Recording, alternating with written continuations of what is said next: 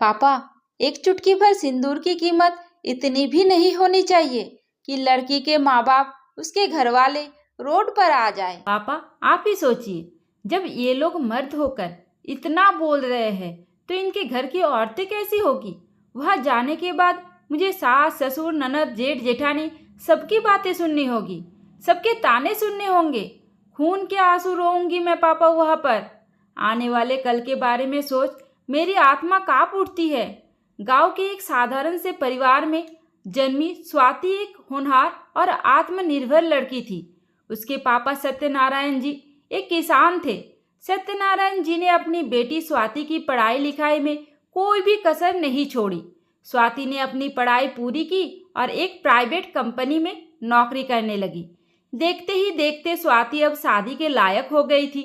सत्यनारायण जी बेटी के लिए हर बाप की तरह एक संपन्न घर परिवार और एक सुलझे हुए लड़के की तलाश में थे और आखिरकार उनकी तलाश खत्म हुई जाकर राकेश पर। राकेश का रिश्ता स्वाति के लिए आया। राकेश सरकारी नौकरी करता था तो सरकारी नौकरी के चलते दहेज की मांग भी जरूरी थी। ऐसी सोच थी राकेश के पापा शंकर जी की, जिन्होंने स्वाति को अपनी बहू के रूप में तो स्वीकार तो कर लिया, लेकिन दहेज में उनकी मांग इतनी लंबी चौड़ी थी कि शंकर जी के दहेज की रकम सुनकर पहले तो सत्यनारायण जी इस रिश्ते को लेकर बहुत हिचकिचाए, क्योंकि जो दहेज की मांग थी वो उनके औकात से बाहर थी। लेकिन फिर भी मन में ये ख्याल आता कि अगर कुछ पैसों के चलते इतना अच्छा रिश्ता हाथ से चला गया तो फिर जाने कब ऐसा रिश्ता आएगा। बस बेटी के अच्छे भविष्य के बारे में सोच सत्यनारायण जी ने अपनी सीमित आय के बावजूद शंकर जी को आश्वासन दिया कि वो शादी के बाद कुछ समय में दहेज की सारी रकम जुटा लेंगे। सत्यनारायण जी के आश्वासन पर शंकर जी भी शादी के लिए तैयार हो गए और फिर जोर शोर से स्वाति की शादी की तैयारी होने लगी। स्वाति ने भी अपने सपनों का जोड़ा तैयार कराया और उसके परिवार ने भी अपनी हैसियत से बढ़कर शादी में सारे इंतजाम किए और देखते ही देखते आखिरकार वो दिन भी आ गया जिसका स्वाति को बेसब्री से इंतजार था। मंडप सज चुका था, बारात आ चुकी थी और जयमाला की रस्में भी पूरी हो चुकी थी। अब बारी थी सिंदूर दान की। जैसे ही दूल्हा और दुल्हन को मंडप में लाया गया, पंडित जी ने मंत्रोच्चारण शुरू किया। जैसे ही सिंदूर दान की रस्म शुरू होने गई कि तभी अचानक से शंकर जी उठ खड़े हुए और बड़े ही सख्त लहजे में बोले, रुक जाइए पंडित जी, जब तक पूरे दहेज की रकम नहीं मिलती सिंदूर दान नहीं होगा। शंकर जी की बात सुन पंडित जी ने मंत्र पढ़ना बंद कर दिया। जितने भी औरतें थी, जितने भी बाराती थे, जितने भी घर वाले थे, बाहर वाले थे, सब हैरानी से शंकर जी की ओर देखने लगे। सत्यनारायण जी को मानो काटो तो खून नहीं, डर और बेइज्जती से उनका चेहरा पीला पड़ चुका था। हाथ कांप रहे थे, पैर कांप रहे थे। बड़ी हिम्मत करके आखिरकार उन्होंने शंकर जी से बड़ी ही विनम्रता से कहा, भाई साहब, मैंने वादा किया था कि कुछ समय में मैं रकम दे दूंगा, तो आप मेरा विश्वास करिए, धीरे धीरे करके मैं आपकी एक एक पाई चुका दूंगा। अभी सिंदूर दान हो जाने दीजिए। माहौल को देखते हुए अपने आप को शांत रखिए, इज्जत की बात है। सत्यनारायण जी की बात सुन शंकर जी और गुस्से में भड़क गए और सत्यनारायण जी पर गरजते हुए बोले, मैं कुछ नहीं सुनने वाला हूँ। आपने कहा था कि आप दहेज की मांग पूरी करेंगे और फिर जब आप ही अपनी बात से पलट रहे हैं। लेकिन मैं आपकी तरह नहीं हूँ। अगर आपकी औकात नहीं थी दहेज की रकम देने की तो सरकारी दामाद भी मत ढूंढते। सरकारी दामाद बनाने के लिए हमने बहुत मेहनत की है। ये शादी तभी होगी जब तक कि हमारी मांग पूरी होगी। शंकर जी की बात सुन सत्यनारायण जी की आंखों में आंसू आ गए। वो शंकर जी के पैरों में गिर पड़े। भाई साहब, प्लीज समझिए, ये इज्जत की बात है। पूरे रिश्तेदार, पूरा गांव, पूरा मोहल्ला सब कुछ देख रहा है। मेरी बेटी की बड़ी थू-थू होगी। अगर यही शादी रुक गई तो सब लोग मेरी बेटी के ऊपर लांछन लगाएंगे। आप मेरे ऊपर विश्वास करिए, मैं आपकी पाई पाई चुका दूंगा। कहते हुए सत्यनारायण जी रोने लगे, लेकिन शंकर जी अपनी बात पर अड़ गए। वो इस शादी के लिए तैयार ही नहीं हो रहे थे। उनका साफ साफ कहना था कि पहले पैसे फिर सिंदूर दान। सत्यनारायण जी ने बहुत कोशिश की गांव वालों से, मोहल्ले वालों से, रिश्तेदारों से कुछ पैसे इकट्ठा करने की, लेकिन इतना पैसा इकट्ठा नहीं हो पाया जितने की उन्हें ज़रूरत थी। फिर भी जो पैसा इकट्ठा हुआ था, सत्यनारायण जी उस पैसे को लेकर शंकर जी को देते हुए बोले, भाई साहब अभी इतना ही रख लीजिए, मैं 10 दिन के अंदर में आपकी सारी रकम चुका दूंगा, प्लीज़ ये सिंदूरदान हो जाने दीजिए। लेकिन शंकर जी भी अपने आप में महान थे। सत्यनारायण जी के हाथों से पैसे को फेंकते हुए बोले, ये नोटों के कुछ टुकड़ों से काम नहीं चलने वाला। सत्यनारायण जी अगर चाहते हैं कि ये शादी हो जाए तो बाकी के बचे हुए पैसे भी दीजिए। सत्यनारायण जी आधे पैसे शंकर जी को पहले ही दे रखे थे, अब बस आधे पैसे ही देने बाकी थे कि तभी शंकर जी ने कहा, सत्यनारायण जी अगर आपके पास पैसे इकट्ठे नहीं हो पा रहे हैं तो जो खेत आपके पास है आप वो अभी के अभी हमारे नाम करिए, तब जाकर ये शादी होगी। शंकर जी की बात सुन सत्यनारायण जी सन्ने रह गए। एक खेती ही तो थी उनके पास जिसके सहारे उनका पूरा परिवार चलता था। सत्यनारायण जी सोच में पड़ गए कि अगर उन्होंने खेत भी दे दिया तो उनका परिवार तो भूखे मर जाएगा, लेकिन इस समय तो अगर बारात वापस चली गई तो उनकी बेटी ऐसे ही रह जाएगी और बदनामी और बेइज्जती से तो मेरा पूरा परिवार ऐसे ही मर जाएगा।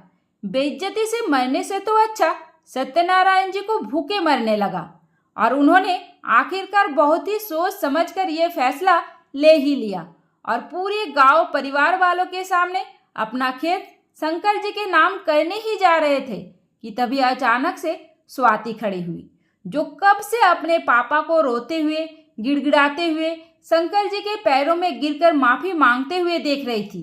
लेकिन आखिर कब तक वो अपने पापा को ऐसे बेचारा बने देखती, कब तक उन्हें रोता हुआ देखती। हर लड़की के लिए, चाहे उसके पापा अमीर हो या गरीब, एक सुपर हीरो होते हैं और आज स्वाति का सुपर हीरो किसी के पैरों में गिरकर स्वाति के लिए भीख मांग रहा था, उनकी इज्जत की भीख मांग रहा था, उसके बदनामी की भीख मांग रहा था। जब स्वाति से देखा नहीं गया तो उसने गुस्से में खड़े होकर बोली, बस करिए पापा, बहुत हो गया। पापा मैं खुद ऐसे परिवार में शादी नहीं कर सकती जहां मेरी कीमत पैसों से की जा रही है, ये शादी अब नहीं होगी पापा। कहते हुए उसने अपनी बरमाला खुद उतार फेंकी और मंडप से उतर गई। स्वाति को ऐसे मंडप छोड़ जाते हुए देख सत्यनारायण जी सर पीटते हुए उसके पीछे भागे, चिल्लाते हुए उसके पीछे भागे। स्वाति रुक जा बेटा, ऐसी गलती मत कर बेटा, गांव में समाज में हमारी कोई इज्जत नहीं रह जाएगी, लड़की वाले हैं, अगर ऐसे बारात वापस चली गई तो 4 बातें तुम्हें ही सुनाई पड़ेगी समाज में। सब कुछ जानते हुए भी ये समाज तुम्हारे अंदर ही खोट निकालेगा और ये मुझसे बर्दाश्त नहीं होगा। स्वाति अब तुम मुझे परेशान मत करो, मैं बात कर रहा हूँ ना। सत्यनारायण जी की आंखों में लगातार आंसू निकल रहे थे। स्वाति ने ध्यान से अपने पापा की ओर देखा, चेहरे पर बेबसी, बेचारापन और गरीब होने का दुख साफ साफ दिखाई दे रहा था।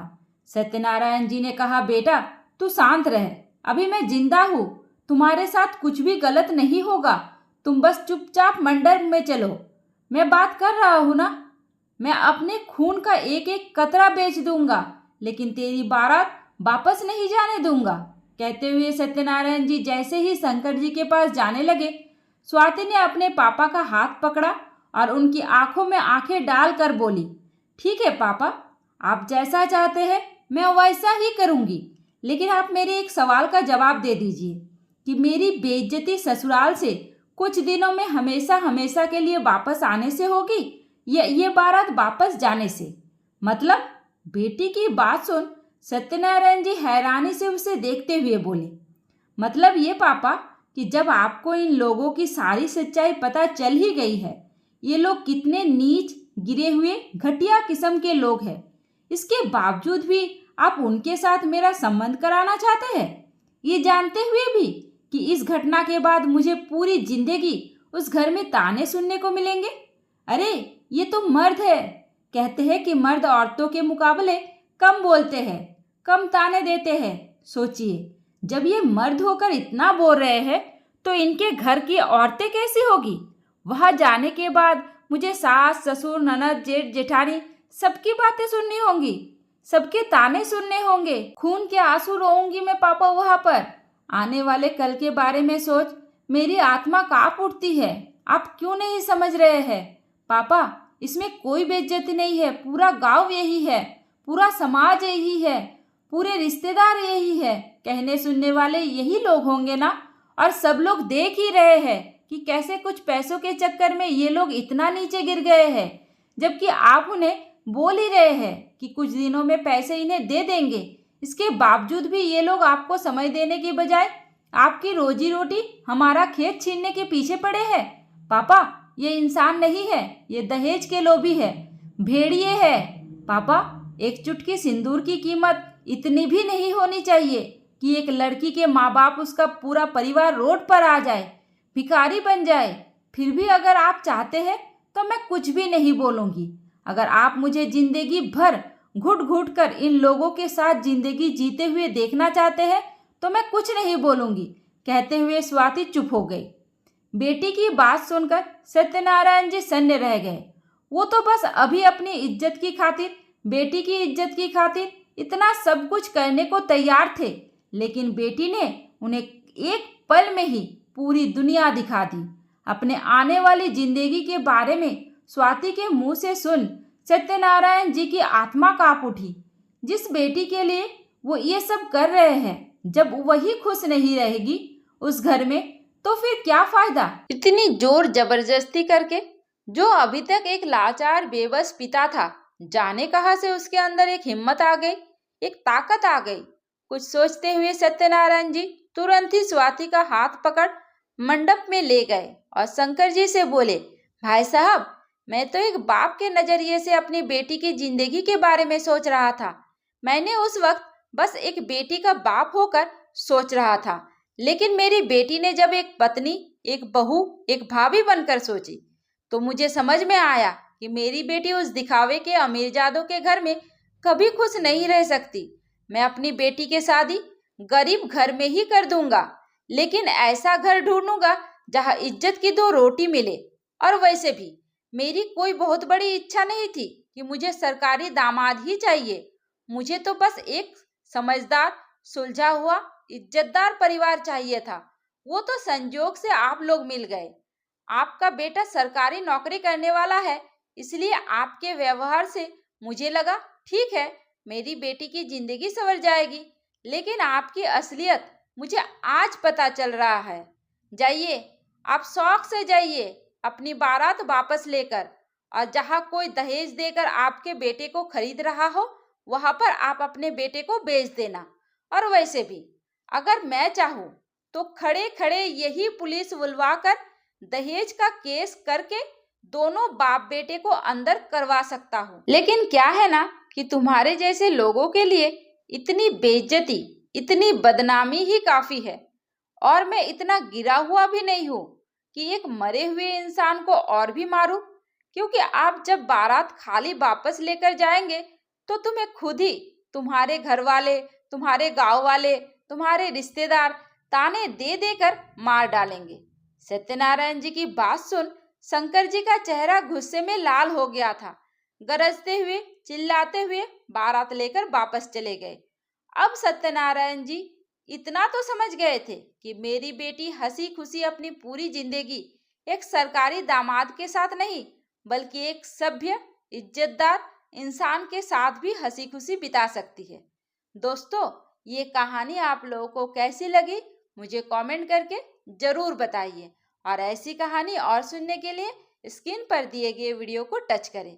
उम्मीद करती हूँ आपको हमारी कहानी पसंद आई होगी। कहानी पसंद आई है तो वीडियो को लाइक करें, चैनल पर नए हैं तो चैनल को सब्सक्राइब करें, और हाँ, नोटिफिकेशन बेल को जरूर दबाइए ताकि अगली अपडेट सबसे पहले आपको मिले। धन्यवाद।